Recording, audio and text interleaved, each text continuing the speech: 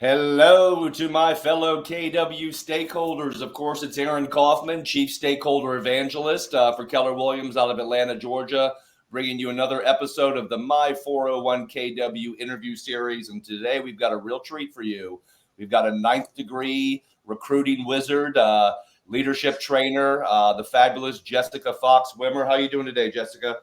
Great. I'm happy to be here. I'm so passionate about profit share. So this is one of my favorites. I think my passion for, you're one of the few people that match my passion for profit share. I know you're bringing such a different perspective on this. I know you've been a team leader, you've trained team leaders, I'm just out in the trenches doing what I do. So I know you got a lot of insight today. But before we jump into your wisdom and all the things that you can share with the people listening, I'd love to know your story, Jessica. I know you've had an amazing journey at KW. Can you take us back to before you were with KW, how you got into real estate, how you joined KW, who you selected as your sponsor, and then just sort of take us through your story at KW, and then we'll get into some of the questions and knowledge that you have. All right. Well, I'll start that I've profit shared over $500,000 and I've never sold a house. However, I grew up in a real estate family. My mom was a phenomenal realtor and developer, and my whole family's in real estate. I basically ran the show. She had a high-level team. We had a high-level office. We were a mom and pop shop. We were the first RE/MAX in our state. She had been with Coldwell Banker, so we had been all around. And this is in Wisconsin. This is in Wisconsin. Yeah. It was in Wisconsin, and ended up we started to look at what we wanted to do next as a family, because my mom was getting older and my siblings and I got together and we said, what's next for us? And I promised I'd never get into real estate, and here I am. So I've been in real estate since I've been like 8 years old, really, when I joke around. It never sold. So we ran into the Keller Williams models by accident. My brother went on a cruise and sat down next to a girl that was reading the MREA book. And she happened to be an in-house lender to the Madison West core group. Yeah. And that's how it all started. So that's so crazy. Yeah. They struck up a conversation. He had no idea about Keller Williams. And then when he came back from that cruise, and what did he say to the family? Well, my brother came to me, and I loved that it taught us the part that we didn't understand as kids, as how to keep the money. Sure. My mom didn't have the business in her business, single mom of 4. She just survived real estate and just kept making money. And yet, it was nerve-wracking as a kid, especially after college. I came home and saw, like, this isn't a really great business, because I understood then. To look at it from a profitability and sustainability factor. So it was really cool that we were able to put the business in my mom's business and quadruple her profit the first year. Amazing. And in doing so, I became a team leader. I'm like, this is what I'm supposed to be doing. I love this gig. How were you approached for that position? Was it something that was, they just I approached them. I love that. And that's good for people to hear, because sometimes if you want an opportunity, right? If you don't ask, you don't get. So talk about how. So you had been with KW, running your mom's team. How long have you been at KW before you said, "Hey, a leadership position is actually a better fit for me, or something I want to do"? Well, we were in a market too small to open a KW, and so I actually moved to a little bit larger town nearby to actually become their team leader. And actually, at the time, I mean, I'm 49 now, so this is a long time ago. It's 2004. Yeah. I looked like a little kid. I never sold real estate. And they're like, you want to be our team leader? And so I'm like, try me. So my first month I grossed 12, and the rest is history. That's amazing. And so then obviously you got on the radar of coaching and leadership above the local leadership level. Talk about how that sort of happened. You became a MAPS coach, or was it more? Talk about that. So I was a team leader for 17 years, grew many large MRE teams within the offices I ran, opened many other offices and supported openings of other offices. And just, if you love the company, it's not hard to just keep growing with it. And, at some point, nearly 18 years as a team leader, I said, you know what, I think I'm ready to try something different. And yet my heart was coaching. Many people that's OP or GM or opening another location. Some people start as a team leader, get what they need from it, and move on quickly. Yeah. I'm one of those people that I'm a forever team leader, forever. Yeah, so I love that. I run the KWRI, the worldwide growth call every Tuesday, and I introduce top team leaders. Yes, I just love doing that. So love to see what kind of impact we can make all around the globe. And, I get to work with some of the top team leaders in the company as their MAPS coach. So I'm definitely in the game still, and I'm still recruiting, and I get the best of that, and yet life by design.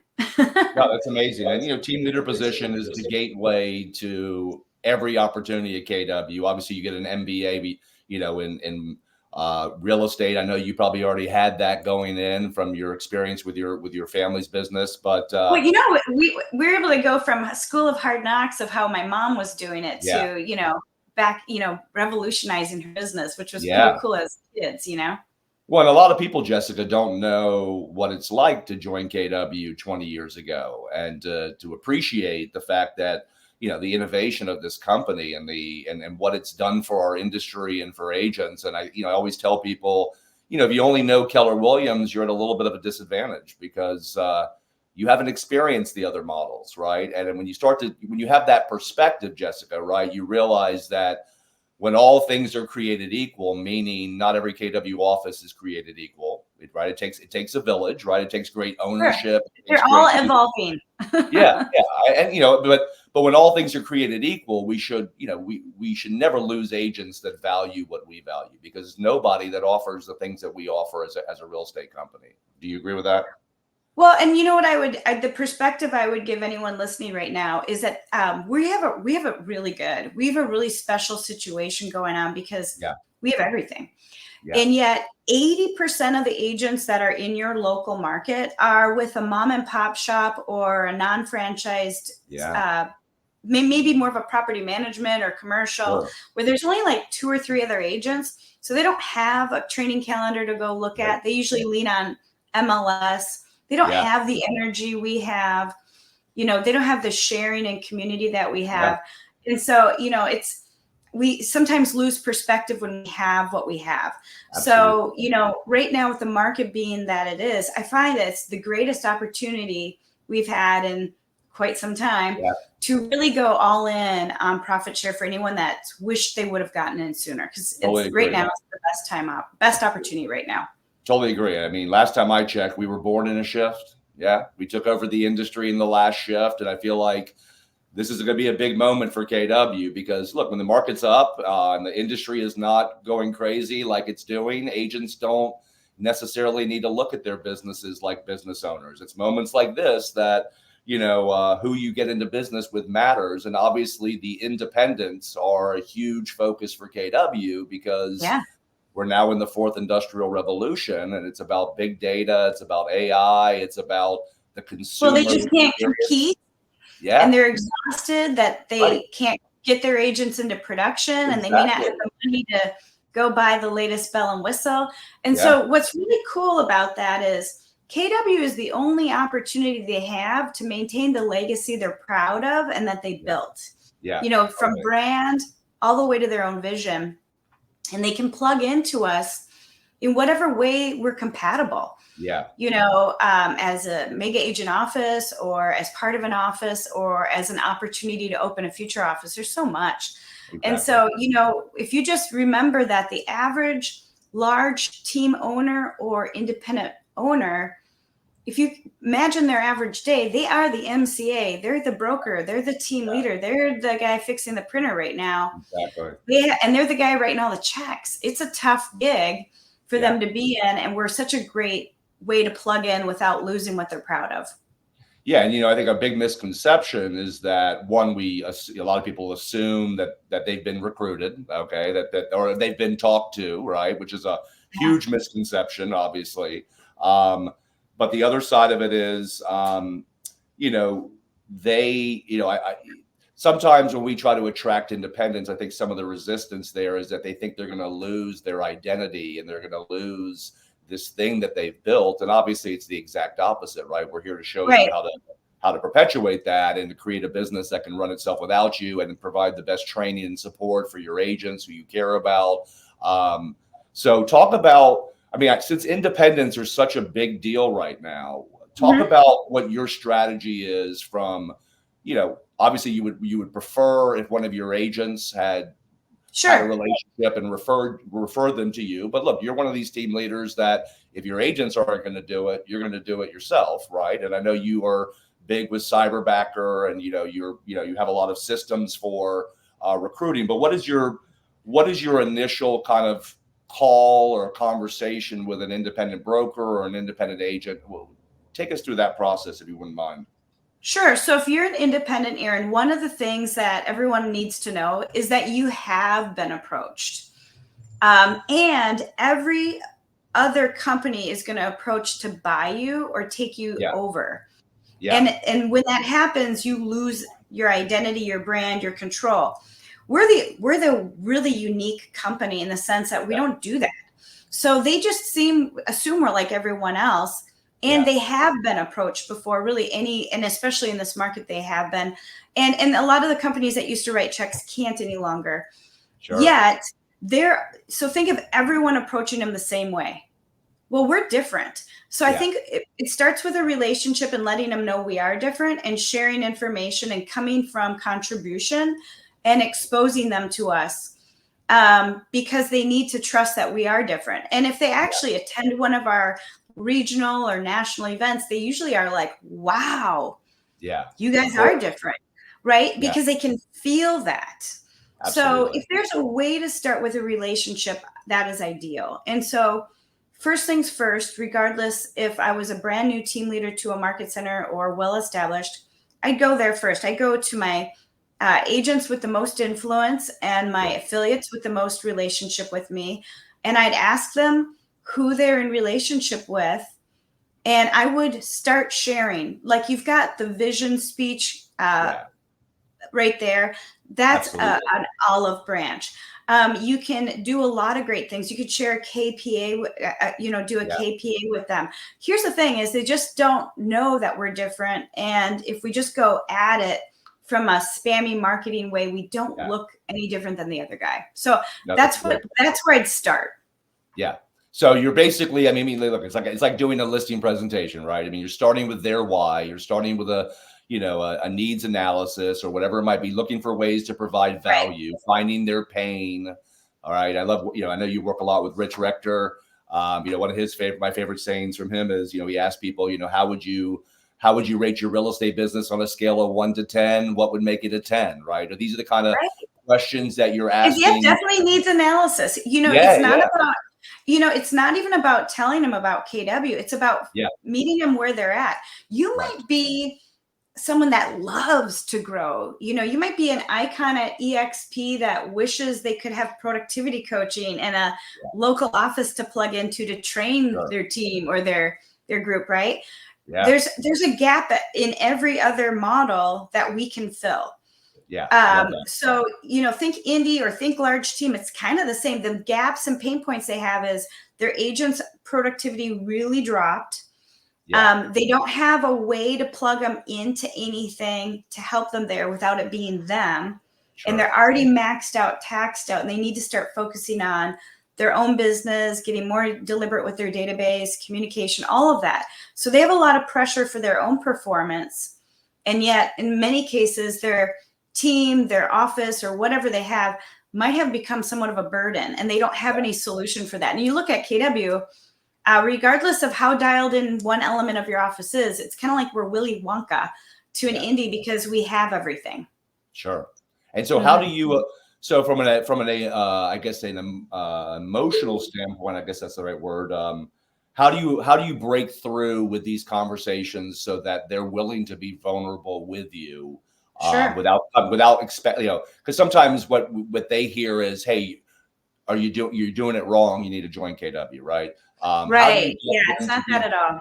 No, obviously. Right. How do you get them to be vulnerable, especially if obviously if you have a relationship and that call is expected, and obviously that conversation maybe goes a little bit easier. But what are what are your tactics for getting them to lower their guard, to be vulnerable about their business with somebody that maybe they don't know, and that's a competitor? You know, I mean, that's a big challenge, I would Right. think.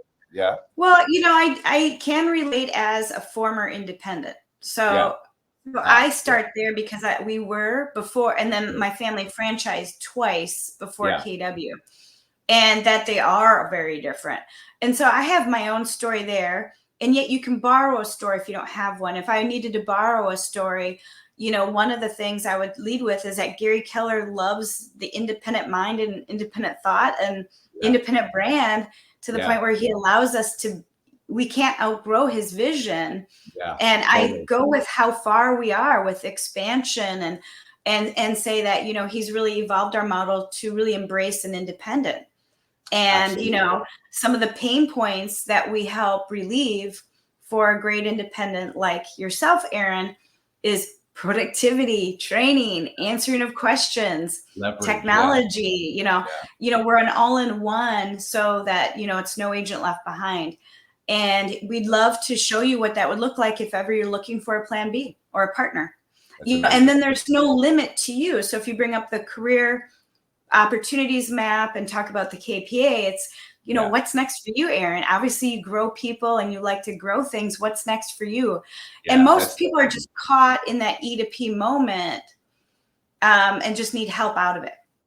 Right. And open-ended questions, right? I mean, obviously getting them talking, right. And being, helping them sort of take you down that path. There's a great line from Gary Keller that was sort of my mantra when I started my recruiting, internet recruiting back in the day. And obviously I went after new agents, Jessica, which, obviously, which is funny because now we're coming full circle back to new agents. I know Mark Willis the KW has a new commitment to new agents. Obviously we love mega agents and independents, and they attract mega agents and independents, but the fact is new agents turn into mega agents, and 99% of my downline is new agents, and I love that. I didn't know that. That's great. But one of the things that Gary said back in the day was interdependence, which is Keller Williams, is only a decision independent people can make, right? You can't go from dependent to interdependent without going through independent first, right? So when I was doing a lot of my recruiting back in 05, 06, whatever, my conversations were about, hey, I want to find out if this recruit is even ready to be independent yet, let alone value interdependence. So, I would start with their why, and then I would talk leads, listings, and leverage, trying to provide value, but also trying to gauge, does this person want to generate their own leads? Because back in 05, 2009, we didn't offer leads. We didn't have a lot of teams. Right. I think that's the exciting thing about this moment, Jessica, is that now's the best time to go after new agents, right? Because not only is the new agent talent pool better than it's ever been, we have so many more opportunities for them to come into our company, join a team, work teamridge, get into production. And look, in this market, I'm guessing that those opportunities will give a dependent agent or a new agent a better chance to survive this shift. And, I think if we had offered these kind of opportunities back in 05 or 06, I probably have a better retention rate. And I just think people need to understand the new commitment to new agents and all the opportunities they have. I know we're going off on a tangent here with independence, but look, 80% of our industry, 80% of our industry is dependent, right? I mean, let's get real. And many of the indies are somewhat as well. Mm-hmm. And so I like to say that we've continued to evolve. We were back in the day when you and I first started here, we would talk about that you had your own agent website with your own IDX because we knew that could just pull leads in all day. And we've been the trendsetter as an organization every era of real estate, thanks to our visionary leader. And yet this is the next iteration of us. So what I reference it to is, back in the day, you had to choose between XYZ or Coldwell Banker or Keller Williams. And now we're all of them. And when I present it that way, it's more relatable. I say we've evolved to really be every model that you can anticipate someone growing to or contracting to, depending on where they're in their career. And the KPA is kind of our way of directing traffic to where, your next iteration is, or your next opportunity, or you're best suited, right? Yeah.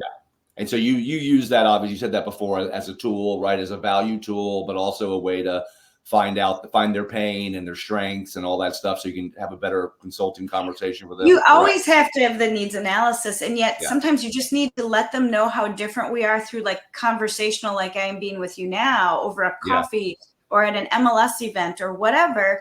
So they're like, wow, you guys are really different, because we are so different.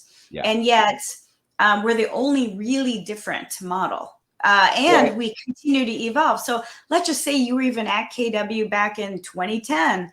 Okay, well, we are not like that model anymore, because again, we keep evolving as a company. And look, let's get real. We've spawned off our competition, and you can't be an innovation company and an entrepreneurial company and say, "Whoa, you're thinking too big." That's what I love about Gary, is that he's so abundant that he's spawned off our greatest competition. And I think that's that's what I love about KW, is that look what I've done. I mean, no one's ever done what I've done, and as long as I did it with integrity, the company, they tolerated me for a while, but now I'm Aaron, you add so much value. I remember we brought you in all the time, because that is one thing. If you're an agent out there listening, here's one thing I'll tell you. I wished I would have figured out a lot sooner as a team leader. If you're taking the time to listen to this, you care about this. Raise your hand and let your leadership know that you're willing to cover a career event every now and then, or that you're wanting to collaborate and look at some of the tools that the team leaders have access to that could make you more purposeful here. Put a plan in motion, reach out to me, continue to listen to Aaron, what he's got going. I mean, take action on this, because as a team leader, 99% of my hires were the agent that was getting into the business that didn't have a sponsor.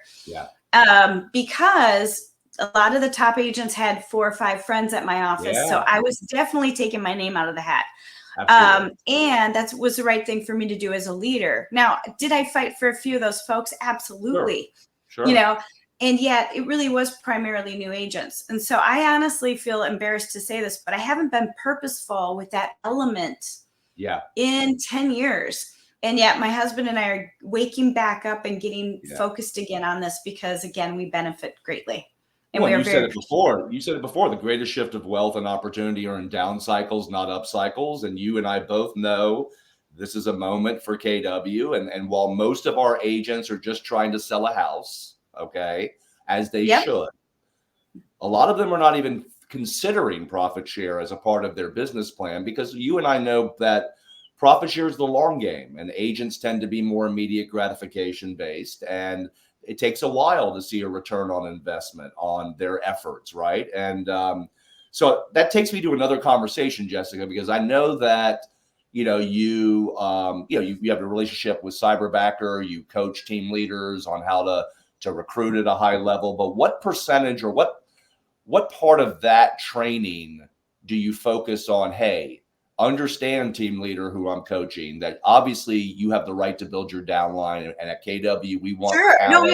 Absolutely. We want talent to build their downlines, obviously. But if I'm thinking like a stakeholder or a CEO of a market center, and I want to grow it, with sustainability, I understand that growing it through my agents is probably the best way to galvanize them to start thinking and acting like stakeholders, teach classes, buy into culture more, and be really the best leverage tool for team leaders. Because you and I know that some team leaders don't cold call because they don't have to, because their agents bring them all the leads. I never cold called. So now, what I did do is when I brought an agent in that really wanted to grow their team, is we coached them to do that and help them get there, and created raving fans. So it's no different than being an agent. You have to ask for referrals to receive them, just like you do in real estate. You have to put yourself out there to receive referrals. And again, you have to perform to earn them and keep them. So, it's a culmination of those things. And yet what I would say for leaders that are listening, as agents listening, one of the greatest opportunities is that we have 25 lead sources now, not 6 that we focus on. And no office has the bandwidth to cover all of them. So if I'm a team leader, it's who would be interested in owning my Saturday, once a month, open Yeah. house career event. Exactly. Who wants to own that? And that would be a great opportunity for an agent maybe to get 5 or 6 people a month. One show, one deal, right? So team leaders need to let it go, but they need to build a tribe of people that are equipped and ready to perform at a high level. So, reach out to Rich Rector and I am a recruiting collective if you want, or you've got my digits there. And yet we help everyone put a little plan in motion of what their sweet spot is, because you're better off going deep on one thing and being purposeful about it than like trying to do Indeed ads and pay-per-click websites and this and that, another thing. So team leaders have a lot more opportunity than they did even a year ago. So if they find the right agents that are willing to make a good commitment and consistently, they'll be willing to leverage that lead source. And yet it takes both to communicate that they're interested. Yeah, and I know you're probably dealing with. Are you dealing with new team leaders too, or are you dealing mainly with? Oh yeah, I've got very experienced and brand new team leaders. Rich and I teach Rockstar Recruiting. We love it. It started again May 14th. We also have My Recruiting Collective, so we're doing pop-up classes. So we're teaching director of sales how to recruit to a team, mega agents how to recruit leadership to their team, all the way to team leaders how to feel comfortable with recruiting R2s if they've never sold real estate like me, and the recruiting systems, because there's a system to every one of those lead funnels. So we kind of do all of those things for all those people. I love that. Let me ask you this. Why do you think so few of our associates even participate in profit share? I mean, right now we're going to say 30% participate, but 20% of those 30% make 80% of the profit share, right? So 6% of our associates are earning 80% of our profit share. So could you imagine what it would look like if we could have the majority of our agents participating in profit share? But what do you think is the biggest challenge or obstacle, whatever it might be? Look, we're 40 years into this, okay? Profit share is still like one of the biggest secrets in Keller Williams. Why do you think it's still such a secret? Why so few of us are participating in it? And what do you think we need to do to increase the energy around profit share, to create intentionality for our agents, especially in a shifting market when you and I both know some of our market centers are not super profitable right now. And so it's not as sexy when you're not making a big check. And yet I know that. Right. So how do we overcome the moment and knowing the challenges we faced in good markets? Now we're in a shifting market when growth is so much more important that we need more of our agents to buy into it, and they need to, So what do you think is the biggest barrier there? Why is it 40 years later so few people participate in profit share, and what do we need to do to get over this hump and really let the secret out, right, of profit share? So it starts with the delivering of KW. So as a team leader, if you're a team leader, I'm going to ask you, like, if I join your office, do you just change the logo on my business card, or do you fundamentally plug me into something of KW that I want? Is it KPA career visioning? Is it technology and lead source? Is it learning and culture? It's one of those things, but do you actually deliver that to me within the first 90 days of joining you? I love that. Okay. I guess you got a great line, that I've heard is retention starts in the recruiting presentation, right? Now, I would say the same thing about profit share too. Profit share starts in the recruiting presentation.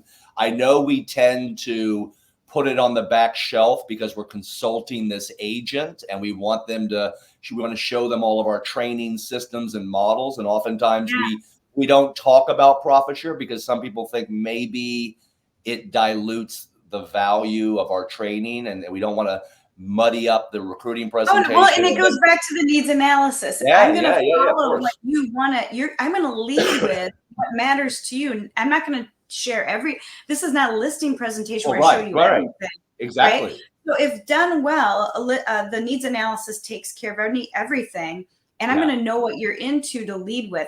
But then when it comes to the offer, even if it's our first conversation, I'm going to make you an offer. I'm going to say, Aaron, I know you and I just met each other and it's kind of insane to ask. However, if you were to join KW, one of the commitments I would make to you is that within the first 90 days that we do the KPA with you. We get you to that career visioning class I'd mentioned, and we start looking for that admin that you need.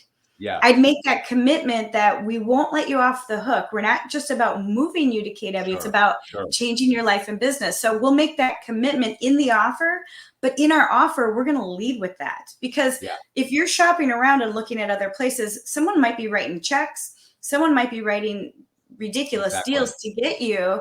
And yet the reason why you're going to join us is because of the KW value proposition that matters most. That's it. No, and I love that. I mean, look, the fact is, you know, they're not having out, and I say it in my class, if, you know, I was so lucky, Jessica, to join an office in Atlanta run by Sean Rawls and the Rawls Group, and to be in the Southeast region, you know, and to be in an office where, you know, top agents taught classes, bought into culture, right? So like, if I hadn't had a high level experience at Keller Williams first as an agent, I never would have been purposeful about profit share. I think my concern is we don't talk oftentimes about profit share in the recruiting presentation because it doesn't fit into that needs analysis. But then the problem is we never talk about it after they join KW. And then we say, well and it's got to be all the way around. Because you start with, you know, you can't show everything or share everything. And yet profit share is something that always has to be educated on, because otherwise they don't know how to pick a sponsor, nor do they know the benefit of their impact of the move, so that they'll refer and use that energy. So it's really critical, to the point of we ask for referrals at sign on. Yeah. You know, we're asking for referrals from the first moment they're KW and forever thereafter, because if they don't hear about it, they don't think about it. They're busy. They're not even thinking about it. Now, if they're not raving fans, they don't. But I don't want anyone to hear that their office has to be perfect to recruit you. You got to remember, we're like Willy Wonka. We have everything. And everybody has different things they're interested or focused on. And yet, if your PC program's not perfectly dialed in, don't worry about it. They're already so much better off just walking in our doors than that one thing. So don't get caught up if your office isn't dialed in, because every office is constantly evolving. And Absolutely. And it's like, they're so lucky to be with us. I mean, frankly. And you're not limited. You know, let's get real. You're not limited by the four walls of your market center, right? You're a part of a global real estate company of 185,000 stakeholders that are vested in a common goal. And that leads me to sort of a conversation I'm trying to get at here, which is, I'm not telling our leadership that they need to break down the profit share equation in the recruiting presentation. Okay. But as Gary Keller would say, our culture, which I know you and I agree is the number one reason to be a KW, right? Our interdependent culture in what has always been an independent, dependent industry is our greatest, I believe, our greatest asset, right? Is that we have an incentive to work together and care about each other in an industry that's always been independent, right? So my point is, Jessica, it's not about talking about profit share from the money standpoint. It's about talking about it on how it's the catalyst for our culture. And what I worry about is that if we're not talking about profit share that way in the recruiting presentation, then people don't understand why they want to come into the office, why they want to seek out knowledge and referrals outside their market center, why they want to attend our national training events. Because ultimately, if nobody understands that connection between profit share and culture, not only are they not going to participate in profit share, they're not going to have a higher level experience at KW if they're not buying into culture. And now, not everybody has to be a culture-driven agent to have success at KW. I'm just saying, to understand that and to be able to verbalize it to somebody that might be interested in KW, I think that's a big disconnect that we're not bridging the gap between. Is that it's not about the money. It's about the effect of being treated like a stakeholder. And at a time when we have these revenue sharing models that are aggressively recruiting our fellow stakeholders, which, by the way, spawned off from former KW agents, you know, they love to say, well, God, you can make so much more money in rev share than in profit share. But what people don't understand is profit share is like 8th on our list of things to come to KW. Revenue share is the reason to go to that company, right? So, but we have to not I think some people are hesitant to talk about profit share in a down market when they feel like it doesn't compare to revenue share. So they don't want to talk Well, about okay, profit I have share. a total different response, so Yeah, hopefully this works please for give me you. that. And yet Yes, I love it. it's so Aaron, you know, one of the things I love about my company is that we have open books.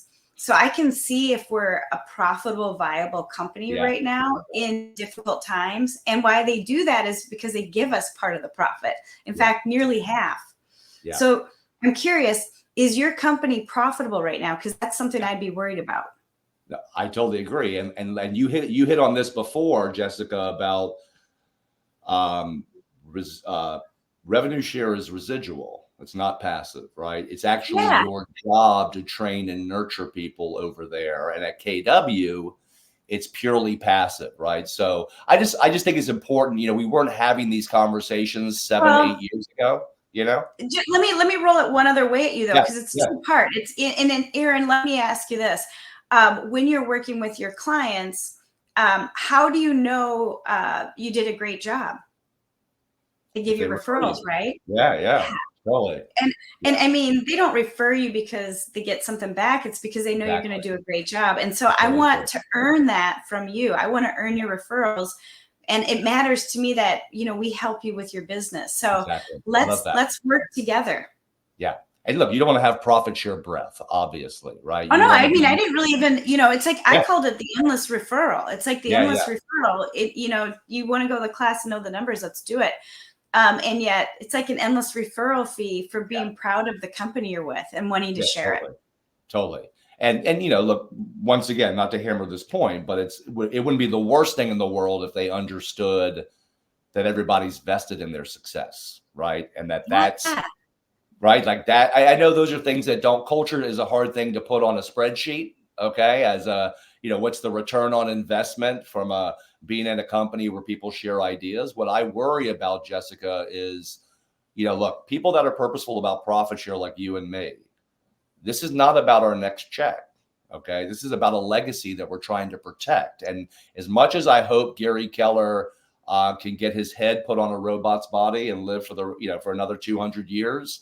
I'm guessing he's not going to be running our company, you know, for you know, an infinite amount of time. So we have to be as stakeholders. We want to make sure. I mean, this is a tribe, Jessica, right? If we don't Yeah. tell the stories of you know the experiences that you and I have had, and what we you know when we were you know this innovative up and coming company, if we don't talk about how culture is tethered to profit share and how we're uniquely different, I worry about what we're going to look like in 20, 40, 60 years. And look, that's how I think. I mean, I'm building a legacy that's going to live on long after I'm dead. And so I want more of our associates to understand that connection because, you know, if you're not a culture driven agent, you know, and you're not buying into being a stakeholder, I don't think you're having a the highest level experience at KW. And Well, you to just said it. me, It's yeah, experience right yeah, there. yeah, yeah, It's sure. because, you know, we were with different brands Yep. before we were KW.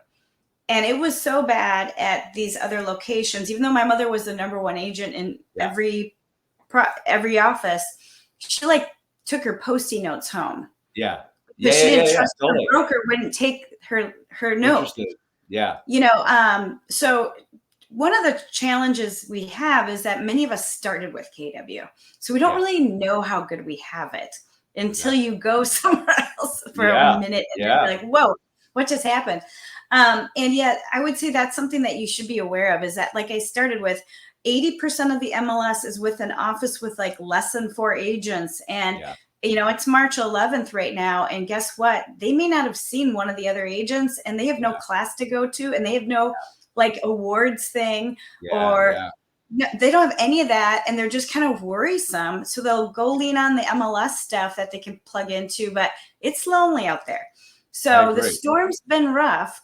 They just need an olive branch. So what I would challenge everyone listening right now is who do you care about? Yeah. Go reach out to them and bring them with you to the next class, team meeting, whatever, because they need to experience us to believe it.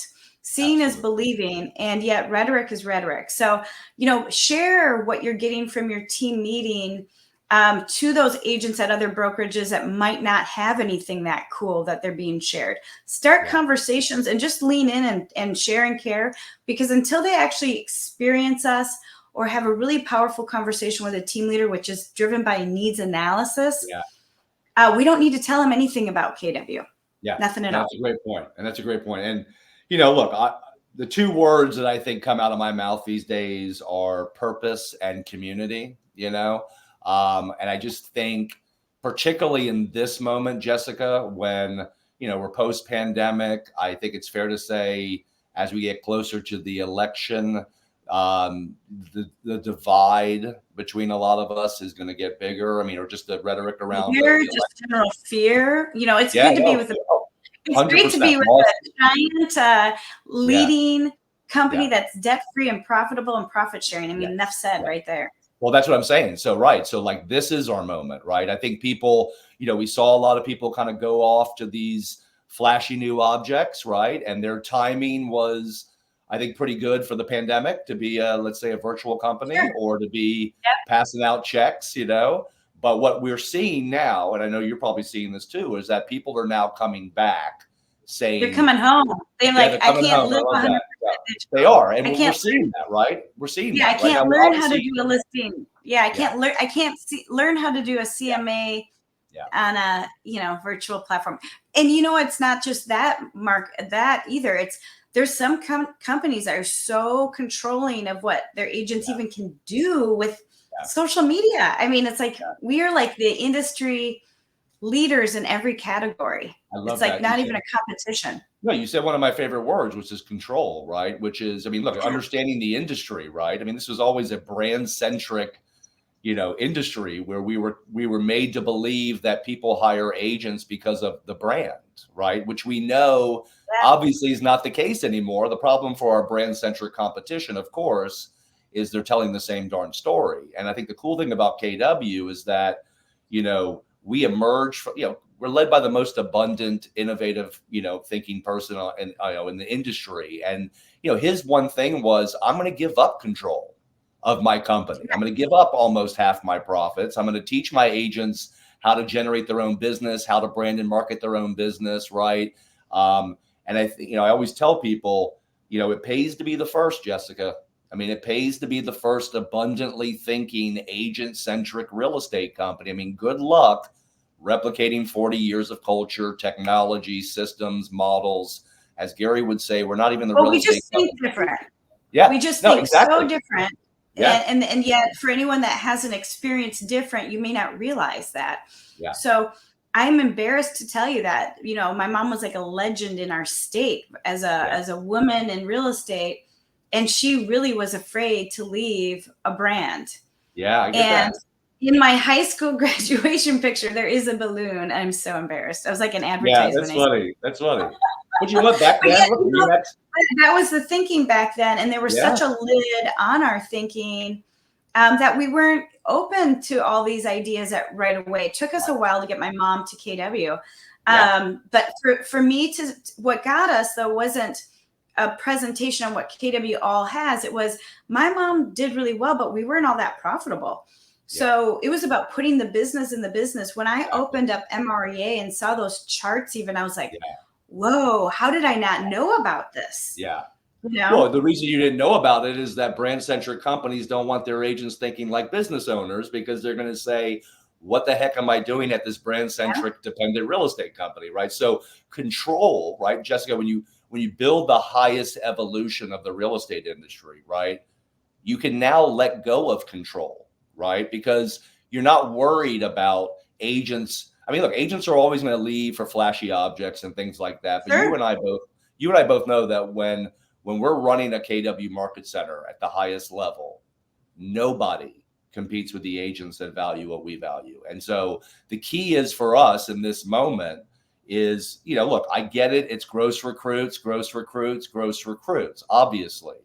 But it is gross 6 to net 1 right now. And, you know, I feel like there might be a little bit of work that we can do on retention. Although, you know, I mean, look, agents, you know, are dropping out of the business left and right now. But what are your thoughts about I mean, obviously you're talking about showing up and delivering our value. If you're doing that, agents are not leaving. But what do you tell market centers or leaderships of market centers right now that are having some serious retention issues and are feeling like, they don't know which way to, what to do first? Do they just keep recruiting, or do they love on their agents? What are your thoughts to market centers that maybe have a retention issue, but that are growth motivated? Yeah.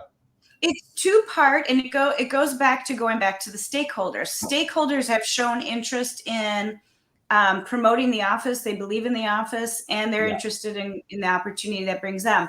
So I go back to them and ask them all to take care of their downline. Invite their downline to go to the next training. Call them. Do a care call. How are they?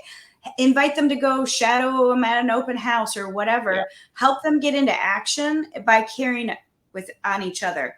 That's number one. Number two is looking at all the different lead sources that we actually have systems for now is insane. When I was team leader back in 2004, we talked about like 4 or 5. We got like 25, and nobody has everything dialed in. So again, if I'm one of those stakeholders that are raising my hand and showing interest and willing to help out and benefit as well, I can maybe dial in one of those systems or help out covering career events, that type of thing, which would be beneficial for the office. So I think it's both two-part. Yeah, and you're speaking my language, right? We want our agents to think like a stakeholder, to take ownership of their market center, to be a part of the positive change. People always say, "Thank you, Aaron, for all you do to grow KW." I'm like, look, I have a huge financial investment in this company. All right, like I'm just taking ownership of it. I need more of our agents to think that way, because if they are, we're literally unstoppable. So talk about a little bit, Jessica. I mean, now that we have all these lead gen sources, not just for team leaders, or for market centers, but for our own agents, give us 3 to 5 of your favorite newer lead generation sources that you are talking about, you're leveraging, you're sharing with leadership and agents. That all these are free. All these are free, and depending on your personality. If you go to My Recruiting Collective and just log in, Rich Rector, and I'll send you the Indeed hack book that we have. You can do free Indeed ads, and those are a lead source. You can also do reverse resume searches of realtors to find. So we share that intel on there. That's one. Number two, if you're out and about, pop by open houses and bring the open house playbook, show it to them, and offer to send it to them if they talk to you further about opportunities. That's great. So those are 2 very easy ones that any realtor could do. Third, totally missed out. Why don't you have once a quarter a touch to your database about scholarships and internships in real estate opportunities? Every state across, all around the world, we have opportunity. Absolutely. Who do you know that you should connect me to so I can get them connected to opportunity? That's like a no-brainer. Totally. And the truth is, the average agent is interacting with somewhere between 5 and 10 agents weekly. Well, you know what? Make friends and say, if you're not getting what you need, you can always come to any of our free training. Start sharing things with those that you're friends with in the biz. Don't wait for them to give you permission. Just share. Because again, we're so different. If they get a feel how we're different through the connector, which is the agent, they're going to be very open to looking at more. Right. And look, obviously you got to be an agent people respect first and foremost. And that's not just production, right? But just the way you handle it. But like you said before, right? Like you don't have to be a $1 million agent, a millionaire agent to know how they do business. I mean, I'd be passing out MREA books and shift books like they're freaking Tic Tacs these days, right? Because what better way to come from contribution than to give a co-broke agent a shift book or an MREA book? If they were just to open that book up, I have a feeling the next conversation or the next invite to a training class would go a lot better. So let me ask you this, because I know that, that's what I love about KW. Like you and I, we come from different backgrounds as far as, loving profit share and being purposeful about it. One of the things that I try to teach people when they are doing, let's say, more cold recruiting, like internet recruiting or cold calling, what are your thoughts on what the bar should be for somebody that is referring a lead to a KW market center that doesn't have a personal relationship with them outside of their interactions. Because look, not every, just like with everything else in KW and the world, there's a human element. Not everybody is putting the time. Oh, and well, the effort. I think it's expectations, because Yes. if you just look at licensing lists, like data that team leaders can get access to, the number of people that even at Kaplan that actually pay for a class to finish, to actually pass, the ratio is super low.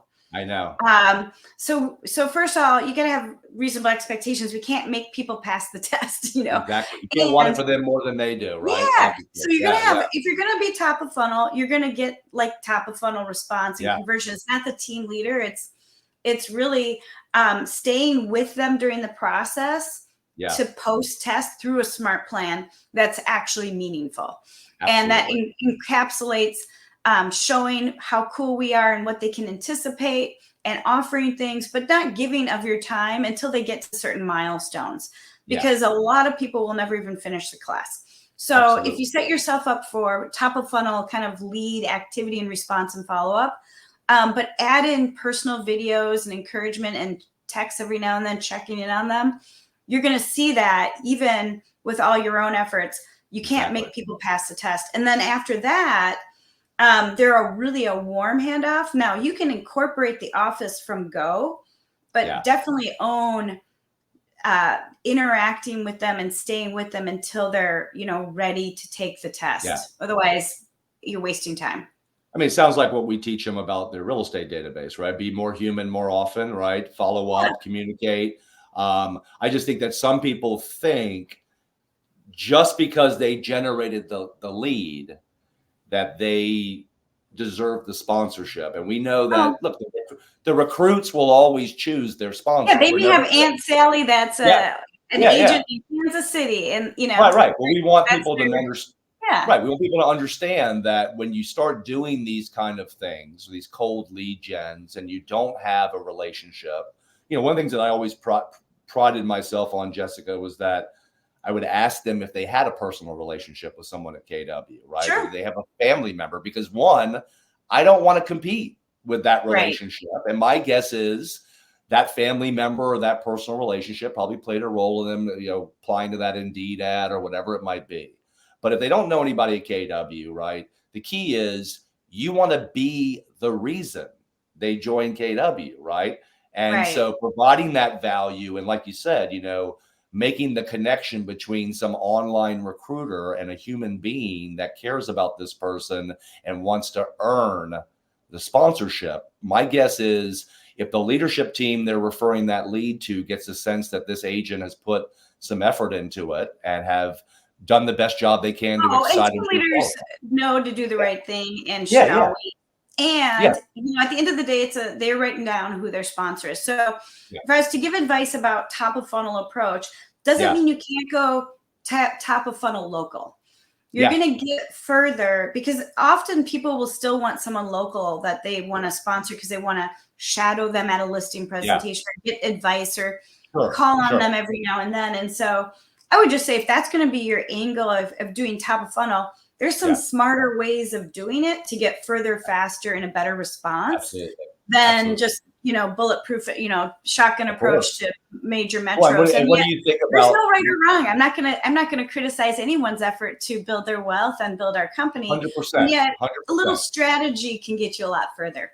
Well, right, and you would agree, Jessica, that the relationship with a leadership team is critical, right? Because if you want them to support you and see you as a source of ongoing quality referrals, right, then you have to put effort into that. You want to build that relationship because it's going to require somebody on the other end to be supportive of your role. And if they don't feel like you're just pulling a resume off of Indeed and throwing it on someone's desk, my guess is they're not going to see you as providing a lot of value. Right. Well, so I've had probably 5, maybe 7 Brett's, Aaron's, Chad Wrights in my world that have sent me, and you guys have all called me, said, hey, I want to help you.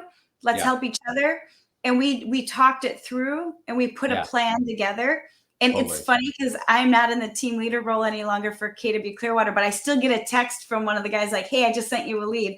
I love because it. I love it. we work together. Absolutely. Yeah. We went all in for each other and helped each other. So, it's a lot of it's communication, you guys. So again, if you're an agent and you're like, I want to really take 2024, 2025 and go all in on this, raise your hand.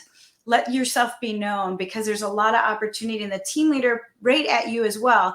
Ask for help. Ask who wants to be in a more committed tribe for this year to really put some make big things happen together, really. Yeah, no, definitely. And like you've referenced it already. I mean, look, trust is a big part, not just sponsorship issues, but trust that, hey, the market center I'm referring them to is delivering on our value proposition at a high level. Because look, at the end of the day, if I refer someone to KW, my reputation's on the line too. Yep. And if they're not going to have a high level experience of that office, that's a bad reflection on me. So trust is on all sides. We got to trust the agents to, maybe have a little bit more of a impact in the recruiting process versus just saying, I love KW. Can I have a team leader call you? I mean, I think the agents can probably handle a higher level conversation. We don't want them vomiting everything about KW on people, but certainly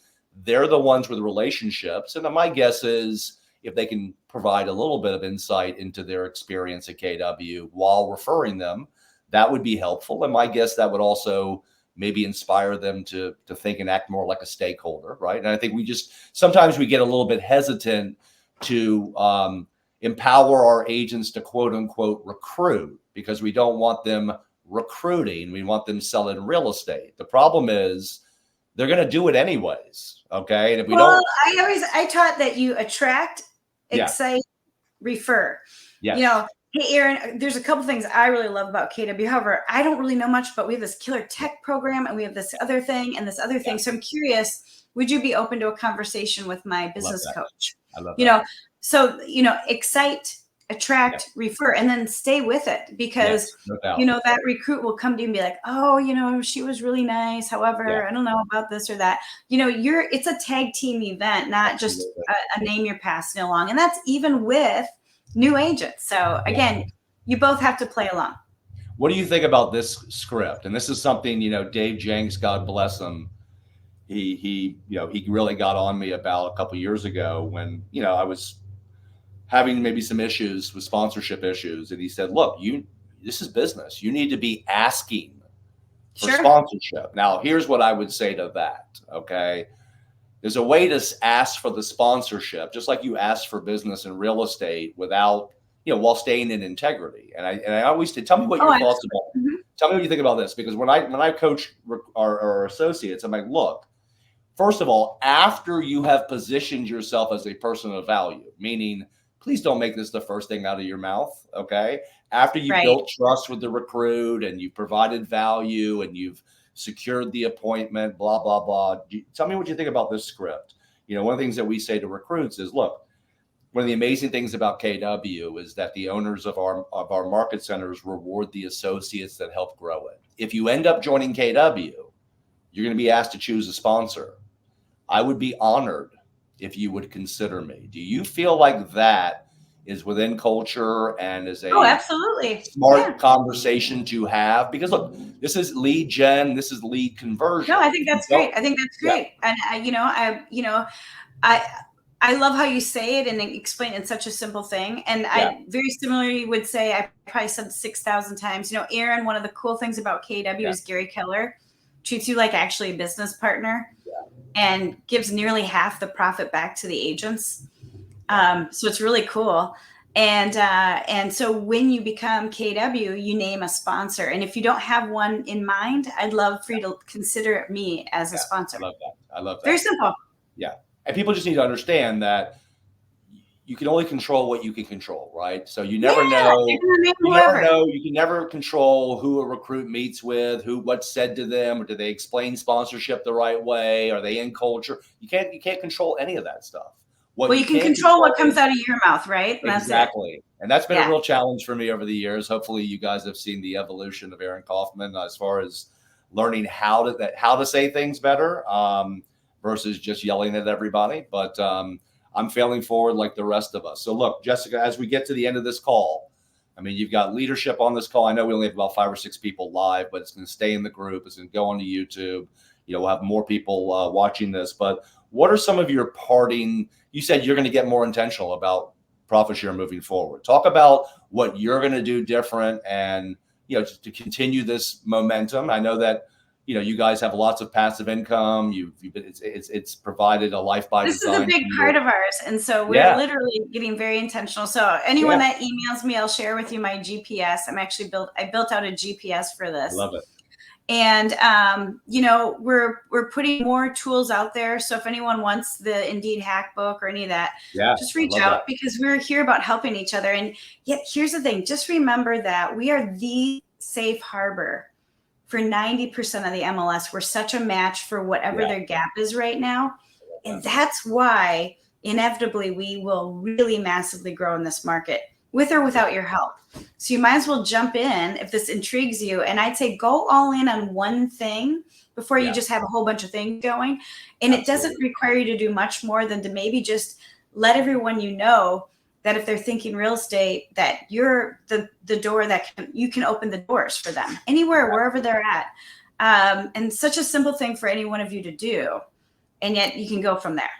Well, yeah, what you focus on expands, right? I mean, the fact is you have a pending board of listing transactions. You probably should have a recruiting board of your top 10 people that you want to be, you want to focus on, right? And I think, what are your recommendations for how much time an agent should spend a week simply just being intentional about profit share, whatever that looks like to them? Do you think it's 1 hour a week, 1 hour a day? I mean, obviously, I don't think it even has to be that much. I mean, you could literally set up a quarterly smart plan touch that just to your entire world, that you also post on Facebook. Like, if you know of anyone thinking about real estate, connect me. It can be that simple. And yet it's really about what do you want? So start with a goal in mind. I have 21 people in my first line. What if I got that to 50 this year? And I already have, like I said, been blessed with almost 600,000 in profit share between Mark and I, my husband. So we're getting back in because there's going to be so much movement, and we're going to have another wave of agents coming in. So again, if you're ever to give it some focus, make it a focus. I agree. And I'll tell you, Jessica, obviously there's a big thinning of the herd happening in real estate right now. I think it was 49% of agents sold one house or less last year, right? So but these are the moments, right, when you get somebody to KW, and if they buy into our training, our models, and our systems, right? This could be their defining moment. So who do you want to help? Think about taking care of people. Don't think of what you're doing to someone. What are you doing for them? Yeah. And remember, everybody's a lottery ticket, right, Jessica? I mean, you can never predict who somebody might become and who they might attract to KW. When I look at some of the new agents I brought to KW, I look at people like Liz Landry, who runs KW I wish I had her in my downline. Right. I got her off a free Craigslist ad 18 years ago. People like Josh Anderson out of Nashville, Tennessee. So you never know who someone's going to become. And just because they're a new agent or they're not in a high level of production, who knows who they'll become, who knows who they'll attract. And you miss 100% of the shot you take. Yeah. So Jessica, thank you so much for taking your time today. I hope people scan your QR code, get some of your extra information. Thank you for all you're doing to grow this company that I have a huge financial stake in, and can't thank you enough for the time you spent today. Thanks for having us, and thanks for continuing to lead this, because this is what we need to plug into. Focus on this, and you won't miss out on the opportunity. Exactly. All right, Jessica, have a great day. Appreciate your time, and we'll talk soon. All right.